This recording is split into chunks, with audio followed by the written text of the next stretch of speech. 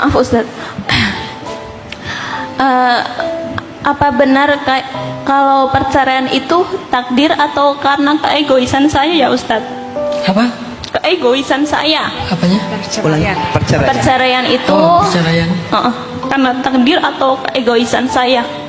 Karena menurut saya itu pernikahan saya itu udah di tahap yang sangat tidak wajar gitu Ustadz.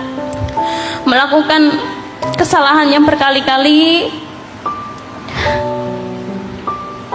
terus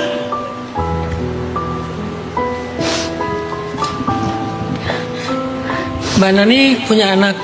punya Ustadz. 1. 2. Yang paling kecil umur berapa? Ya, pas saya bisa berarti 11 bulan.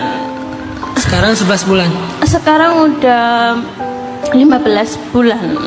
Sama Mbak Nani? Iya, kayak gitu. Yang gede? Makasih Mbak.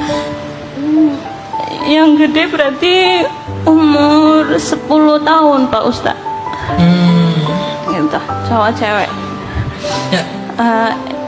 Intinya gini Ustadz, saya mau tanya, bagaimana cara saya menjelaskan ke anak saya kalau saya itu tidak bisa dengan ayahnya? Karena sampai sekarang pun anaknya itu tidak tahu kalau saya itu udah pisah kayak gitu Ustadz. Karena saya menjaga perasaan anak saya kayak gitu Ustadz. Kalau anak saya bilang lagi di mana, lagi kerja kayak gitu. Terus apakah karma ayahnya nanti itu keturun ke anak perempuannya kayak gitu Ustaz? Terus pertanyaan ketiga, apakah saya berdosa kalau saya tidak mau menikah lagi Ustaz?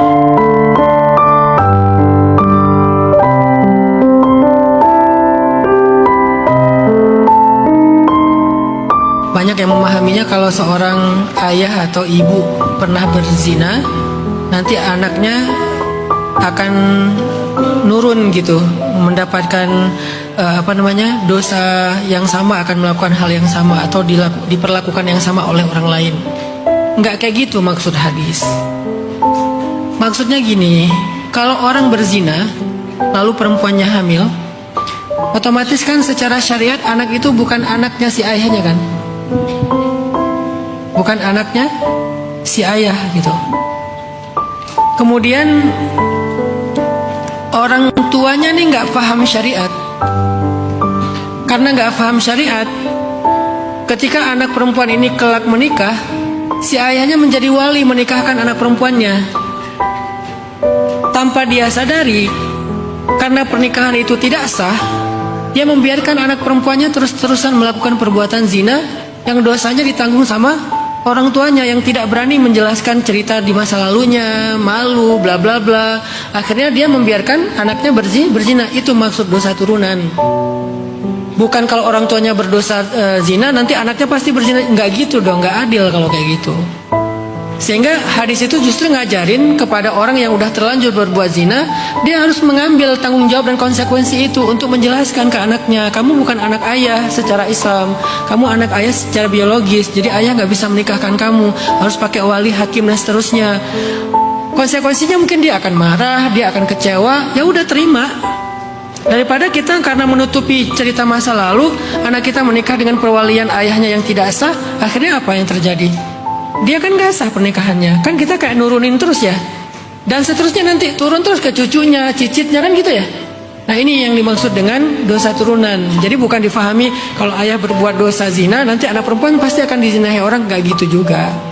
Gitu ya Mbak Nani ya. Jadi tinggal sekarang kondisinya kayak gimana. Kalau nggak kayak gitu ya udah, berarti kalau anak ini adalah anak yang halal, alhamdulillah, ya udah nggak akan nurun apa-apa. Tergantung anaknya nanti gimana dia dididik. Satu. Yang kedua, pertanyaan yang pertama tadi adalah gimana ngejelasin. Menjelaskan itu bukan tentang menyampaikan fakta, tapi menyiapkan anak untuk siap dengan fakta itu. Jadi bukan bagaimana cara saya menjelaskan, bagaimana cara saya menyiapkan dia untuk bisa menerima kenyataan itu. Itu yang terpenting. Maka fokusnya Mbak Nani atau siapapun yang nasibnya sama, cobalah didik anak itu sebijaksana mungkin. sampai secara mentality, secara mindset, secara iman, suatu saat dia akan siap dengan sebuah kenyataan hidupnya. Saat itulah mudah untuk menjelaskan. Tapi hari ini orang terus berpikir tentang bagaimana membahasakan, bagaimana menjelaskan, sementara secara mental anaknya nggak disiapkan, secara pola pikir mindset anaknya nggak disiapkan, secara ilmu agama atau iman anaknya nggak disiapkan.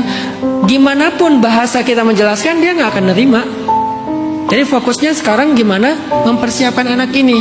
Dan mempersiapkan anak ini bukan hanya untuk mendengar cerita ini, tapi untuk hidup dengan segala realitasnya.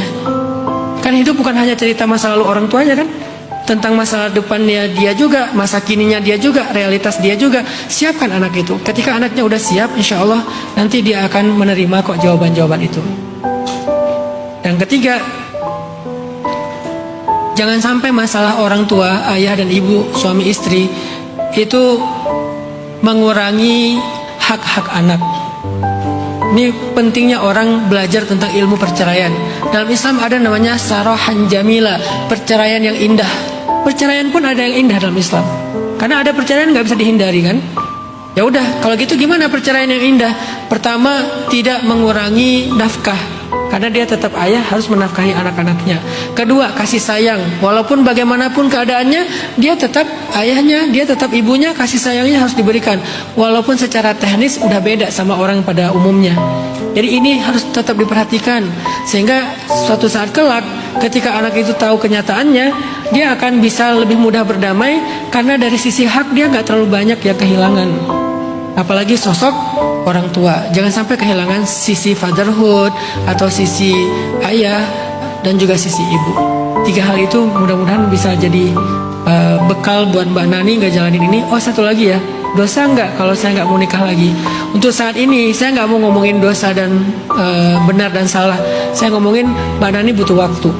Sekarang fokus aja dengan anak-anak. Fokus dengan si kecil yang baru berapa tadi 15 bulan, fokus dengan kakaknya yang 10 tahun, fokus dengan mereka aja. Suatu saat nanti hati Mbak Nani yang akan menuntun Mbak Nani harus ngapain. Maka jangan pernah berfatwa, Mbak, saya haramkan diri saya dengan pernikahan, nggak usah. Sekarang fokus aja dengan anak-anak. Biarkan kan quote yang tadi ya, nggak penting lagi yang melukai kamu, yang terpenting adalah siapa yang membuat kamu tersenyum. Sekarang yang bisa membuat Mbak Nani tersenyum dua cewek atau cowok sih anaknya? Cowok cewek. Yang bisa membuat Mbak Nani tersenyum sekarang ada 2 mahkota itu, kakaknya sama adiknya. Udah fokuslah dengan mereka berdua. Suatu saat Mbak Nani akan ngerasain kesiapannya, atau mungkin udah mulai bisa move on, udah mulai bisa tenang. Saat itulah Allah akan menuntun harus seperti apa melanjutkan.